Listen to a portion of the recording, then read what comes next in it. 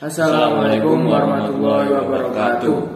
Kami dari HIWMM Angkatan 19. Sebelumnya perkenalkan, nama saya Kino Irlandia Yasrau, dan di sebelah saya ada Wildan Rahmawan yang juga dari HIWMM Angkatan 19. Kami di sini akan memaparkan materi tentang mengapa etnis Rohingya mengalami pengusiran dari wilayah Aceh pada bulan Maret tahun 2020 baru-baru ini.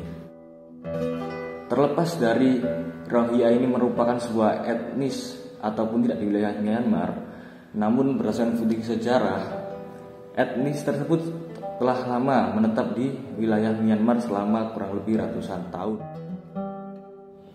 Akan tetapi karena perbedaan agama, fisik, ras dan juga bahasa mengakibatkan Rohingya seringkali bukan dianggap sebagai bagian dari etnisitas Myanmar. Ada pula yang mengatakan berasal dari bagian Rakhine di Tenggara Myanmar. Nah, tidak diakui eksistensi etnis Rohingya pada saat ini berbanding terbalik pada saat pemerintahan Jenderal UNU. Nah, pada saat pemerintahan Jenderal UNU ini ada orang dari etnis Rohingya yang bergabung ke dalam pemerintahan, yakni Sultan Mahmud. Ia menjabat sebagai Menteri Kesehatan. Namun setelah terjadinya kudeta pada pemerintahan Myanmar, etnis Rohingya tidak lagi dianggap dan dianggap bahwa populasi muslim yang hidup di Rakhine ini adalah imigran gelap. Sekitar 400.000 orang melarikan diri dari wilayah Myanmar ke wilayah Bangladesh pada tahun 2017 yang kemudian menyebar ke wilayah negara lainnya seperti Indonesia, Thailand dan juga Malaysia. Pada hari Minggu 6 Mei dini hari pada tahun 2022 ini, nah, warga setempat dihebohkan dengan ratusan orang yang basah kuyup yang terletak tak jauh dari bibir pantai. Nah, yang berada di Alwe Buya Pasi, Kecamatan Jangkah, Kabupaten Biruan, Aceh. Nah, ini awal mulanya warga sekitar melihat kok perahu ini beda dari nelayan sekitar gitu. Terus habis itu melaporkan kepada aparat. Nah, tak lama kemudian datanglah TNI, anggota kepolisian dan perangkat desa ke area tersebut. Nah, setelah diperiksa ternyata mereka adalah imigran dari etnis Rohingya yang berasal dari Myanmar. Nah, setelah dicek ternyata mereka berjumlah 114 orang yang terdiri dari 58 laki-laki, 21 perempuan dan 35 anak-anak. Nah, para imigran itu dibawa oleh warga ke kampung-kampung Alwe Buya Pasi dan didata serta dicek kondisinya oleh tim medis. Apakah mereka sudah vaksinasi atau belum, guna untuk mencegah terjangkit penyakit COVID-19. Hasil dari pendataan sebanyak kurang lebih 74 imigran telah membawa kartu pengungsi dari United Nations High Commissioner for Refugees. Selain itu, 30 orang lainnya juga sudah memiliki kartu vaksin. Hal ini menandakan bahwasannya para pengungsi Rohingya ini sebelumnya sudah mendapatkan fasilitas kebutuhan untuk pengungsi dari lembaga internasional.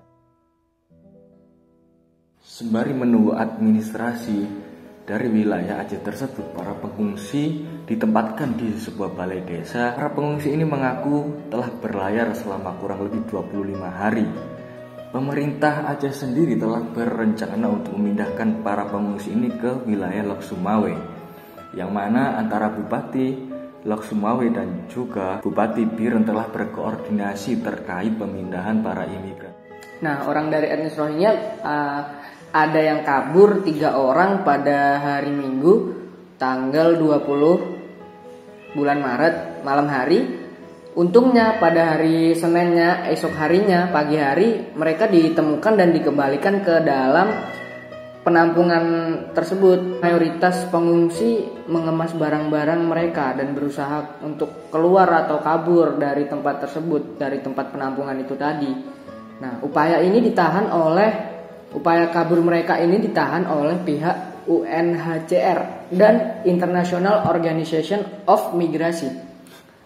Lalu beredarlah kabar bahwa para pengungsi diusir dari penampungan oleh warga Alwe Buya Pasi ini.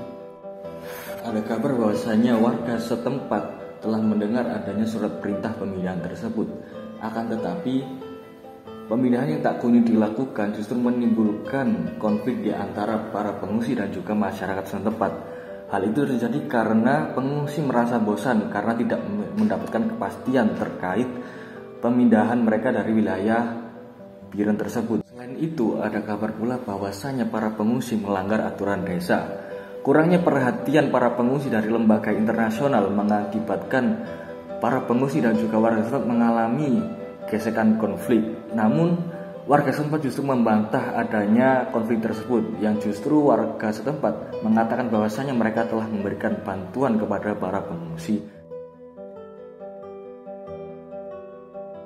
Kita dapat menyimpulkan bahwa Indonesia, terutama di Aceh, sebagai wilayah yang memiliki ukhuwah nilai Islam yang kuat, memberikan fasilitas di Beruen berupa posko pengungsi khusus pada orang Rohingya dengan tetap di bawah naungan UNCHR dan IOM. Namun baru-baru ini dikarenakan adanya kasus COVID-19 dan orang-orang dari Rohingya ini banyak yang belum memenuhi protokol kesehatan.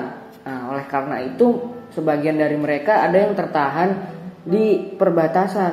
Nah, imigran tersebut akhirnya mengalami kejenuhan dan mengakibatkan sebagian dari mereka kabur.